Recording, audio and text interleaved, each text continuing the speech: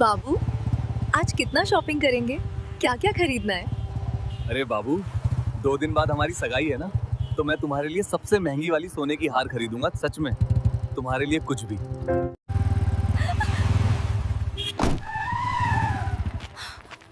साले तू कैसे चला रहा था बाइक? दिमाग है या नहीं? और ये छोकरी कौन है? तुम मुझे नहीं जानता मैं कौन हूँ। आज मैं तुमको बताता हूँ।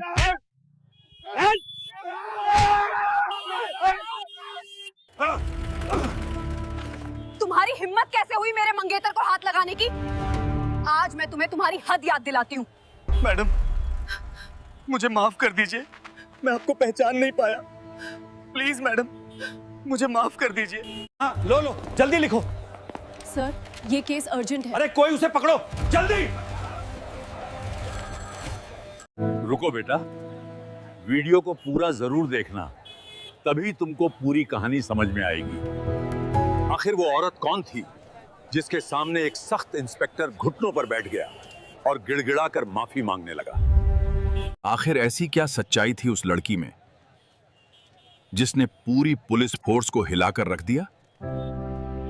वीडियो को लास्ट तक देखना और वीडियो को लाइक करके चैनल को सब्सक्राइब जरूर कर देना। तो चलो चलते हैं कहानी की तरफ। दोपहर का वक्त था जिसमें हवा को चीरती हुई एक भारी भरकम चमचमाती हुई काली रॉयल एनफील्ड बुलेट भागी जा रही थी। बाइक चला रहा था आर्यन मिश्रा, जो पेशे से आर्किटेक्ट था लेकिन दिल से किसी हीरो से कम नहीं था। चौड़े कंधे, आंखों में शरारत और चेहरे पर एक ऐसी मुस्कान जिसे देखकर किसी का भी दिन बन जाए। उसके पीछे बैठी थी एसपी काजल मिश्रा, लेकिन आज वह एसपी नहीं थी। आज उसने अपनी खाकी वर्दी को खूंटी पर टांग दिया था। आज वह बस काजल थी। उसने एक हल्की पीच रंग की कुर्ती पहन रखी थी।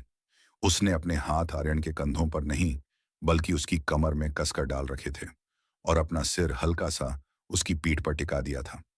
आंखें बंद थीं और चेहरे पर एक सुकून भरी मुस्कान थी। आर्यन ने बाइक चलाते हुए थोड़ा जोर से कहा, ओए मैडम, आंखें बंद करके क्या किसी मुजरिम का सपना देख रही हो? काजल ने आंखें खोले बिना ही उसकी पीठ पर हल्का सा मुक्का मारा। चुप करो, मुजरिम तो तुम हो, आर्यन ने नाटक करते हुए कहा। मैंने क्या किया? काजल ने उसकी पीठ पर अपनी ठुड्डी टिकाते हुए कहा। दिल चुराया है और क्या? ओ हो, ये हुई ना बात। आर्यन खिलखिलाकर हंस पड़ा। तो बताओ, इस मुजरिम को क्या सजा मिलेगी मैडम एसपी? काजल ने सोचते हुए कहा। सजाए मौत नहीं, वह कम है। तुम्हें मिलेगी उम्र कैद मेरी जिंदगी की जेल में। हाँ, कबूल है जज साहिबा, खुशी खुशी कबूल है। वैसे यह जेल 2 दिन बाद शुरू हो रही है ना? काजल मुस्कुरा दी। हाँ, 2 दिन, सिर्फ 2 दिन। 2 दिन बाद उसकी और आर्यन की सगाई थी, उसकी जिंदगी के सबसे खूबसूरत दिन। घर का हाल तो पूछो ही मत। ऐसा लग रहा था जैसे घर में कोई शादी महोत्सव चल रहा हो। दूर दूर की चाचियां, मामियां, बुआ सबने डेरा डाल रखा था। सुबह से रात तक हल्दी मेहंदी, गाने बजाने और यह लाना है वो लाना है कि बातें होती रहती। माँ तो जैसे हवा में उड़ रही थी। काजल को पिछले 1 महीने से एक बड़े रैकेट के पीछे भागते भागते सांस लेने की फुर्सत नहीं मिली थी और आज उसने जबरदस्ती 2 दिन की छुट्टी ली थी। अभी घर से निकलते वक्त भी माँ ने उसे 100 हिदायतें दी थी। और सुन, शॉपिंग करने जा रहे हो ठीक है, पर अंधेरा होने से पहले घर आ जाना। तुझे पता है ना, सगाई से पहले लड़की को ज्यादा बाहर नहीं निकलना चाहिए, नजर लग जाती है। काजल को इन बातों पर हंसी आती थी। नजर लगेगी एसपी काजल मिश्रा को। उसने सोचा था जिसके नाम से शहर के गुंडों को नजर लग जाती है, लेकिन वह मां से बहस नहीं कर सकती थी। वह तो बस इस घर के किचकिच से कुछ देर के लिए आजाद होना चाहती थी। आर्यन के साथ सिर्फ वो और आर्यन। वैसे आर्यन ने उसे उसकी सोच से बाहर निकाला। घर पर जो तमाशा चल रहा है, मेरा मतलब है जश्न, उसे छोड़कर भागने का आइडिया किसका था? काजल ने शान से कहा, मेरा। क्यों, तुम्हें अपनी होने वाली बीबी का हुक्म मानना पसंद नहीं आया? आर्यन ने शरारत से कहा। अरे बहुत पसंद आया। वैसे भी मुझे पता है तुम शॉपिंग के बहाने निकली हो। असली मकसद तो मेरे साथ बाइक पर घूमना था, है ना? हो सकता है। अच्छा, एक बात सीरियसली बताओ, सगाई के बाद तुम ऐसी ही सख्त रहोगी या थोड़ा नरम पड़ोगी? मतलब मेरे दोस्त पूछ रहे थे कि भाई, तेरी बीवी तो एसपी है, घर में भी परेड कराएगी क्या? काजल को जोर से हंसी आई। तो तुमने क्या कहा? मैंने कहा भाई, परेड तो रोज होती है प्यार की। काजल मुस्कुराई। बहुत चालू हो, लेकिन हाँ, अपने दोस्तों से कह देना कि होशियार रहें। और तुम भी कान खोलकर सुन लो, मिस्टर आर्यन मिश्रा, अगर सगाई के बाद तुमने गीला तौलिया बिस्तर पर फेंका, ओहो तो, आर्यन ने हंसते हुए पूछा तो। काजल ने मजाक में कहा, तो उसी तौलिए से तुम्हारा गला घोंट दूंगी। आर्यन ने डरने का नाटक किया। बाप रे, सीधा मर्डर, कोई एफआईआर नहीं, कोई गिरफ्तारी नहीं। काजल ने कहा, होने वाले पति के लिए इतना तो कर ही सकती हूं। सीधा सजा। हाँ। आर्यन की हंसी पूरी सड़क पर गूंज गई। मान गया मैडम, तुम घर में भी एसपी ही रहोगी। वैसे एक बात कहूं, कहो, मुझे तुम ऐसी ही पसंद हो, बिल्कुल तूफान की तरह। काजल ने उसकी कमर में अपनी पकड़ और मजबूत कर ली। तो मतलब मैं तुम्हारी जिंदगी का तूफान हूं? बिल्कुल, आर्यन ने कहा, और मैं वो खुशनसीब इंसान हूं जिसे इस तूफान से प्यार हो गया है। काजल कुछ नहीं बोली। उसने बस अपना सिर उसकी पीठ पर और गहरे से टिका दिया। ये आदमी, यह उसे जानता था, यह उसे समझता था, यह उसकी वर्दी के पीछे की काजल से प्यार करता था। और क्या चाहिए था उसे? मॉल तक जाने वाला रास्ता जैसे जैसे करीब आ रहा था, सड़क पर भीड़ और शोर दोनों बढ़ता जा रहा था। गाड़ियों के हॉर्न, लोगों की आवाजें। वो लोग शहर के सबसे बड़े मॉल की तरफ जा रहे थे। बस पहुंचने वाले हैं, आर्यन ने कहा। वैसे अंगूठी तो माँ और तुम्हारी माँ ने मिलकर पसंद कर ही ली है। तुम्हें कुछ और लेना है? कोई ड्रेस देख लेंगे, काजल ने कहा। मुझे शॉपिंग से ज्यादा बस ये अच्छा लग रहा है कि मैं तुम्हारे साथ हूं। आर्यन ने बाइक का हैंडल घुमाते हुए कहा, मॉल वॉल छोड़ो, कहीं लॉन्ग ड्राइव पर निकल जाए, समंदर किनारे। अरे नहीं माँ, मार डालेगी। कहाँ है, जल्दी आने को, नजर लग जाएगी। हाँ हाँ, तुम्हें नजर लगेगी। अच्छा ठीक है, चलो जल्दी से शॉपिंग खत्म करते हैं, फिर घर लौटते हुए तुम्हारी फेवरेट वाली आइसक्रीम खाएंगे। डील, डबल डील, काजल ने कहा। वह दोनों हंस रहे थे। उन्हें नहीं पता था कि अगले ही पल उनकी यह हंसी, यह सुकून सब गायब होने वाला था, क्योंकि तूफान तो अब आने वाला था। मॉल के एंट्रेंस से ठीक पहले सड़क के किनारे, जहां शाम होने से पहले अक्सर गरीब गुरबा लोग अपनी छोटी मोटी दुकानें, ठेले लगाकर खड़े हो जाते थे, वहां आज कुछ ज्यादा ही हलचल थी। भीड़ जमा थी। आर्यन ने बाइक धीमी करते हुए कहा, क्या हो गया वहां? काजल ने, जो अब तक आर्यन की पीठ में छुपी हुई थी, सिर उठाकर सामने देखा, और जो देखा उसे देखते ही उसके चेहरे की वह सुकून भरी मुस्कान, वो चुलबुलापन, सब एक पल में जम गया। सामने 4-5 पुलिसकर्मी थे, वही खाकी वर्दी, वही हाथ में डंडे, और वह सब मिलकर एक गरीब बुजुर्ग ठेले वाले को घसीट रहे थे। वह बेचारा 60 से 65 साल की उम्र रही होगी। फटे पुराने मैले से कपड़े, कमजोर सा शरीर, जो शायद 2 वक्त की रोटी के लिए दिन भर ठेला खींच खींच कर और घिस गया था। उसके ठेले पर कुछ सब्जियां थीं, टमाटर, आलू, प्याज, जो अब जमीन पर बिखर रही थीं। पुलिस वाले उसके ठेले को जबरदस्ती उठाकर एक बड़ी सी सरकारी वैन में पटक रहे थे, और वह बुजुर्ग, वह रो रहा था, हाथ जोड़कर उन पुलिस वालों के पैर पकड़ने की कोशिश कर रहा था। साहब रहम करो, मत करो ऐसा। उसकी आवाज भीड़ के शोर में दब रही थी। साहब, ये ठेला मेरी रोजी रोटी है, बाल बच्चे भूखे मर जाएंगे। साहब मत लीजिए, 150 ले लीजिए साहब। आर्यन ने बुलेट को पूरी तरह रोक दिया। उसके मुंह से निकला, यार ये क्या बदतमीजी है, गरीब आदमी को ही सताना होता है बस। उसने काजल की तरफ देखा। काजल का चेहरा वह सख्त हो गया था। तभी बुलेट के ठीक आगे खड़े एक हवलदार ने, जो डंडा घुमा घुमाकर भीड़ को कंट्रोल करने का नाटक कर रहा था, आर्यन की बाइक को देखा। वो अकड़ कर बोला, ए छोकरा, दिखता नहीं, आगे सायरन वाली गाड़ी खड़ी है, क्या तमाशा देख रहा है? चल पीछे हट, गाड़ी पीछे ले। आर्यन कुछ बोलता, इससे पहले ही उस हवलदार ने शायद अपना रौब जमाने के लिए अपना डंडा उठाया और बुलेट के अगले हिस्से पर, फ्रंट मडगार्ड पर जोर से मारा। आर्यन का पारा चढ़ गया। वह गुस्से में बोला, अरे ये क्या तरीका है, ध्यान से मारो, ये सरकारी गाड़ी नहीं है जो मुफ्त में मिली है, खरीदी है। हवलदार को यह बात चुभ गई। ओहो, जुबान लड़ाता है। वह आर्यन की तरफ बढ़ा, अभी बताता हूं किसकी गाड़ी है, चल कागज निकाल। कागज क्यों निकालूं, मैंने सिग्नल तोड़ा है क्या? आर्यन भी अड़ गया। पीछे से काजल की आवाज आई, आर्यन शांत।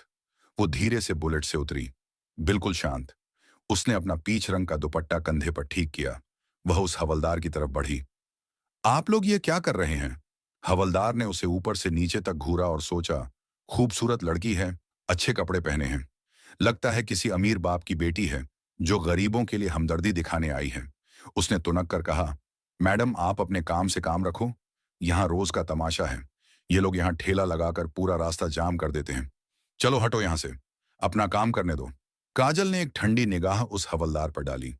अभी तक उसने अपनी पहचान नहीं बताई थी, वह बस एक आम नागरिक की तरह बात कर रही थी। काजल ने कहा, रास्ता तो आप लोगों ने रोका है और वह बुजुर्ग आदमी आपसे भीख मांग रहा है। आप उसका ठेला ले जाने के बजाय उसका चालान काट सकते थे। उसका सामान, उसकी रोजी रोटी को ऐसे सड़क पर फेंकने की क्या जरूरत थी? हवलदार हंसा। ओहो, तो मैडम आज हमें कानून सिखाएंगी। वाह, वो बाकी पुलिस वालों की तरफ देखकर हंसा। अरे सुनो रे, आज हमें मैडम से कानून का पाठ पढ़ना है। बाकी सब भी हंसने लगे। काजल चुप रही, उसका चेहरा भाव शून्य था। देखो मैडम, हवलदार अब थोड़ा गुस्से में बोला, ज्यादा लेक्चर मत दो, निकलो यहां से, वरना सरकारी काम में बाधा डालने के जुर्म में तुम पर भी केस लगा दूंगा। उसने बिना मुड़े कहा, आर्यन तुम बाइक साइड में लगाओ। आर्यन अभी बाइक सीधी कर ही रहा था कि तभी वैन में से, जो अब तक यह तमाशा देख रहा था, वो बाहर आया। इंस्पेक्टर सिंह, 40 से 45 साल की उम्र। उसने आते ही अपनी भारी कर्कश आवाज में कहा, क्या हो गया रामपाल, किससे बहस हो रही है? हवलदार ने चापलूसी से कहा, एक छोकरी से साहब, ये मैडम है, पता नहीं कौन है, हमें हमारा काम सिखा रही है, कह रही हैं कि हम गलत कर रहे हैं। इंस्पेक्टर सिंह ने काजल को देखा, ज्यादा ही सुंदर है और जुबान भी तेज है। फिर उसकी नजर आर्यन पर पड़ी, जो अभी बुलेट पर बैठा था और यह सब गुस्से से देख रहा था। इंस्पेक्टर को लगा यह कोई अमीर बॉयफ्रेंड गर्लफ्रेंड है जो शाम को घूमने निकले हैं और हीरो बनने की कोशिश कर रहे हैं। इंस्पेक्टर सिंह ने आर्यन की तरफ देखकर कहा, क्या तमाशा लगा रखा है, दिखता नहीं यहां काम चल रहा है? चल निकल यहां से, भगा अपनी यह फटफटी।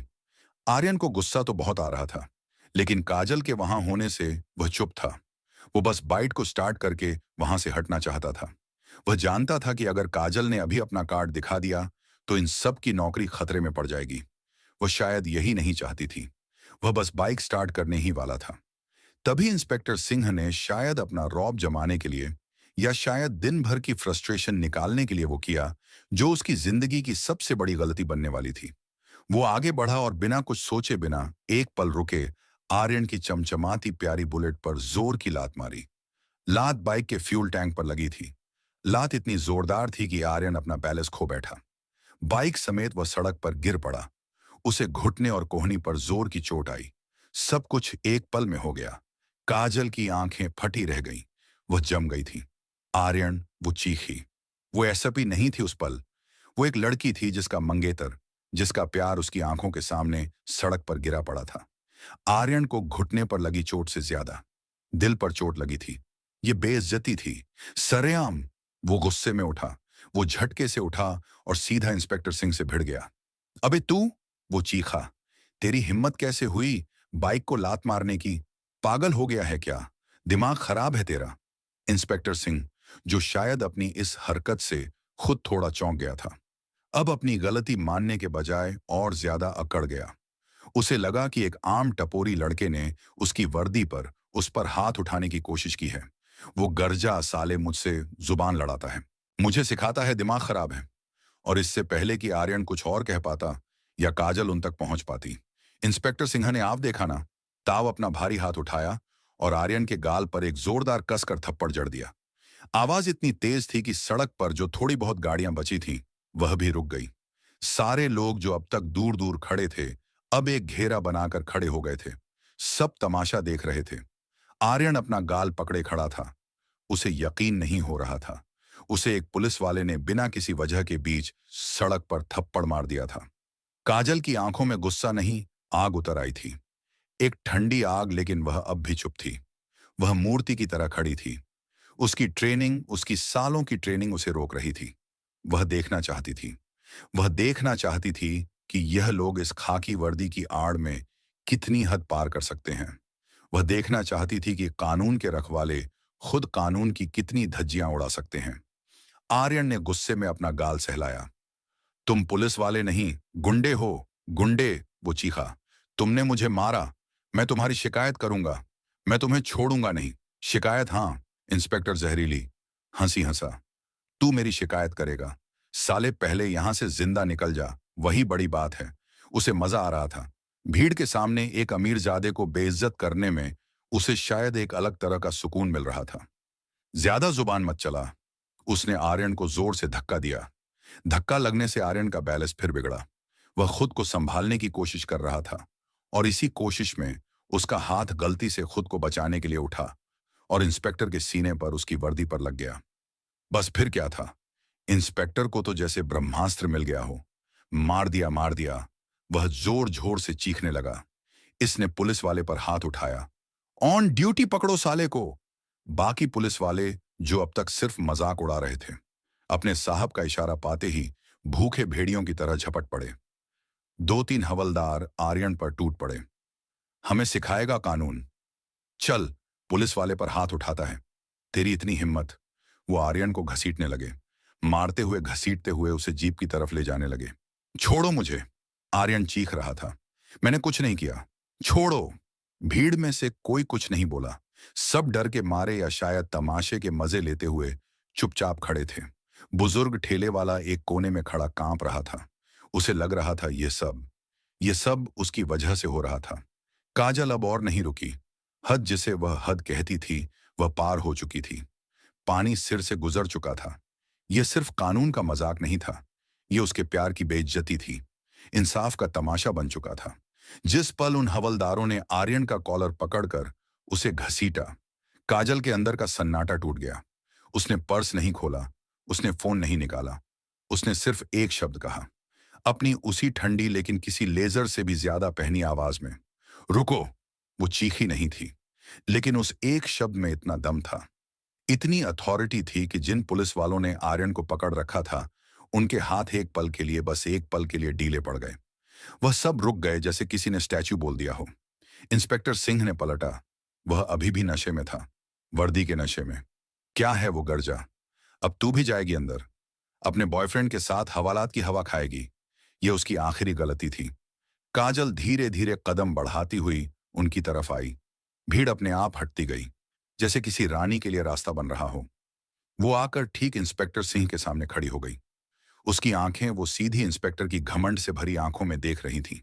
इंस्पेक्टर जो अब तक रौब में था, एक पल के लिए, बस एक पल के लिए हिचकिचाया। इन आंखों में कुछ तो था। ये किसी आम लड़की की आंखें नहीं थीं। इनमें ना डर था ना आंसू। इनमें आग थी, एक ठंडी, सब कुछ जला देने वाली आग। काजल ने शांति से अपना हैंडबैग खोला। आर्यन, जो अब भी 2 हवलदारों की डीली पकड़ में था, हाँफ रहा था। काजल या लोग? काजल ने हाथ के इशारे से उसे चुप कराया। उसकी नजरें वह एक पल के लिए भी इंस्पेक्टर से नहीं हटी। उसने बैग से अपना छोटा सा लेदर का वॉलेट निकाला, उसे खोला और उसमें से अपना आईडी कार्ड निकालकर इंस्पेक्टर सिंह की आंखों के ठीक सामने कर दिया।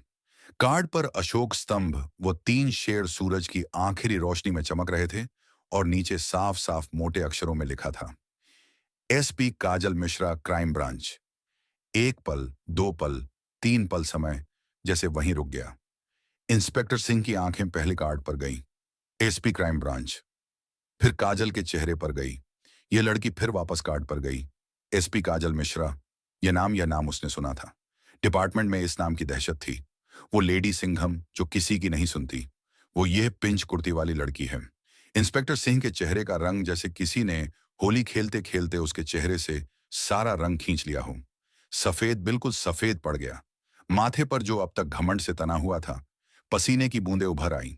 जिस हवलदार ने बुलेट पर डंडा मारा था, उसके हाथ डंडा पकड़े पकड़े ही कांपने लगे। गए आज तो गए काम से। और जिन 2 हवलदारों ने आर्यन को पकड़ा था, उन्होंने आर्यन को ऐसे छोड़ा जैसे उन्होंने किसी मुजरिम को नहीं, बल्कि बिजली के नंगे तार को पकड़ लिया हो। वो डर के मारे 2 कदम पीछे हट गए। काजल ने अपना आईडी कार्ड धीरे से वापस अपने वॉलेट में रखा, वॉलेट को बंद किया, बैग में डाला और फिर उसने अपनी वही ठंडी, किसी रेजर से भी ज्यादा तेज आवाज में पूछा, अब बताओ इंस्पेक्टर, कानून किसे सिखाना है? इंस्पेक्टर सिंह वहीं ठिठक गया। वो कुछ बोलना चाहता था। मैडम, वो उसकी आवाज, उसकी वो भारी कर्कश आवाज अब किसी बकरी की तरह मिमिया रही थी। मैडम, वो तो हम बस ड्यूटी। काजल की आवाज में इस बार इतना ठंडापन था कि इंस्पेक्टर कांप गया। ये ड्यूटी है तुम्हारी। वो आगे बढ़ी, वर्दी पहनकर एक आम नागरिक पर हाथ उठाना। ये ड्यूटी है। उसकी बाइक को लात मारना, उसे थप्पड़ मारना, उसे सड़क पर घसीटना, ये तुम्हारी ड्यूटी है इंस्पेक्टर। नहीं मैडम, वो गलती हो गई मैडम। इंस्पेक्टर अब हाथ जोड़ने की कगार पर था। गलती? ये गलती नहीं है इंस्पेक्टर सिन्हा, ये घमंड है। ये इस वर्दी का नशा है जो तुम जैसे लोगों को चढ़ जाता है। वह उस बुजुर्ग ठेले वाले की तरफ मुड़ी जो अब भी एक कोने में खड़ा कांप रहा था। इस आदमी की, इस गरीब की रोजी रोटी छीनकर तुम्हें क्या मिला? कौन सा मेडल मिलने वाला था? इंस्पेक्टर ने हकलाते हुए कहा, मैडम वो ऊपर से ऑर्डर था, अतिक्रमण हटाने का ऑन ऑर्डर। काजल, अब लगभग चीख ही अतिक्रमण हटाने का ऑन ऑर्डर था या इंसानियत हटाने का? ऑन ऑर्डर था कि बाइक पर लात मारो। ऑन ऑर्डर था कि एक बेगुनाह लड़के को जो बस तुमसे सवाल पूछ रहा था उसे थप्पड़ मारो। ऑन ऑर्डर था कि उसे पुलिस पर हाथ उठाने के झूठे केस में फंसा दो। इंस्पेक्टर चुप, उसकी जुबान तालू से चिपक गई थी। काजल ने उसकी आंखों में आंखें डालकर कहा, तुमने आज ना सिर्फ इस यूनिफॉर्म की बेइज्जती की है, बल्कि तुमने इंसानियत की भी बेइज्जती की है, और तुम जैसे लोग इस वर्दी के लायक नहीं हैं। इंस्पेक्टर के पैरों तले जमीन खिसक गई। मैडम, बच्चे हैं मेरे, घर परिवार है। मैडम माफ कर दीजिए, गलती हो गई मैडम। माफी? काजल ने कहा, माफी उस बुजुर्ग से मांगो जिसका ठेला तुमने तोड़ा, माफी इस लड़के से मांगो जिस पर तुमने हाथ उठाया, और माफी उस वर्दी से मांगो जिसे पहनने के तुम काबिल नहीं हो। लेकिन मैडम, बस काजल ने हाथ उठाया। उसने अपना फोन निकाला, नंबर डायल किया। कंट्रोल रूम एसपी काजल मिश्रा बोल रही हूं। उसकी आवाज में वह अधिकार था जो सड़कों पर नहीं, बड़े बड़े दफ्तरों में गूंजता है। फोन पर दूसरी तरफ से घबराई हुई, कांपती हुई आवाज आई, यस मैडम, सिटी मॉल चौराहा। अभी इसी वक्त यहां का इंचार्ज कौन है? इंस्पेक्टर सिंह। उसने इंस्पेक्टर का नेम टैग पढ़ा। इंस्पेक्टर हिम्मत सिंह, नोट डाउन करो। इंस्पेक्टर हिम्मत सिंह और यह हवलदार। उसने रामपाल की तरफ देखा। रामपाल और यह बाकी के दो, इन चारों को तत्काल प्रभाव से सस्पेंड किया जाता है। मैडम, इंस्पेक्टर वहीं जमीन पर बैठ गया। मेरी बात पूरी नहीं हुई है। कंट्रोल रूम, काजल ने फोन पर कहा, इन चारों के खिलाफ पब्लिक में गुंडागर्दी करने, एक आम नागरिक पर हमला करने और वर्दी का गलत इस्तेमाल करने की विभागीय जांच भी अभी से शुरू करो। मैं खुद इसकी रिपोर्ट फाइल करूंगी।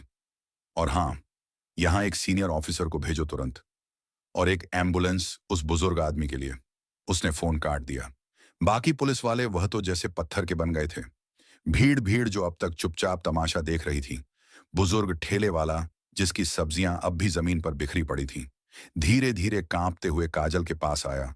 उसकी आंखों से आंसू बह रहे थे, लेकिन इस बार ये डर या दुख के नहीं थे, ये राहत के आंसू थे।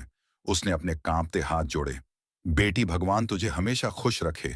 आज तूने मेरी इज्जत बचा ली, मेरी रोजी बचा ली। भगवान तुझे। काजल ने उसके हाथ पकड़ लिए। बाबा, माफी मत मांगिए। उसकी आवाज, वह सख्त आवाज अब नरम पड़ गई थी। ये मेरा फर्ज था, आप चिंता मत कीजिए।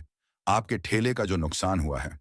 नहीं बेटी नहीं, बुजुर्ग ने कहा, आज तूने जो दिया है वह इन पैसों से, इस ठेले से बहुत बड़ा है। भगवान तुझे सलामत रखे। काजल मुस्कुराई। आर्यन अपनी बाइक उठा रहा था। बाइक पर कई खरोंचे आ गई थी। वो काजल के पास आया, हल्की मुस्कान के साथ अपना गाल सहलाते हुए बोला, हम तो शॉपिंग करने जा रहे थे। काजल उसे देखकर हंस पड़ी। वो अपने आंसू रोक रही थी। उसने आर्यन के गाल को छुआ। लगी तो नहीं ज्यादा। आर्यन ने कहा, लगी तो है, पर अब अच्छा लग रहा है। वो हंसा। वैसे एक बात तो है, लगता है मेरी मंगेतर सिर्फ खूबसूरत नहीं बल्कि तूफान भी है। काजल ने उसके गले लग गई। सड़क के बीचों बीच इस सारे शोर तमाशे और अब आते हुए सायरन की आवाज के बीच उसे वहां दुनिया का सबसे बड़ा सुकून मिल रहा था। उसने धीरे से कहा, और तू वो सुकून है जो इस तूफान के बाद मिलता है। दोनों ने एक दूसरे की तरफ देखा। कुछ देर पहले जो मुस्कान गायब हो गई थी वह अब धीरे धीरे लौट आई थी। तो दोस्तों, आज के लिए इतनी ही। तो कैसी लगी आपको ये कहानी?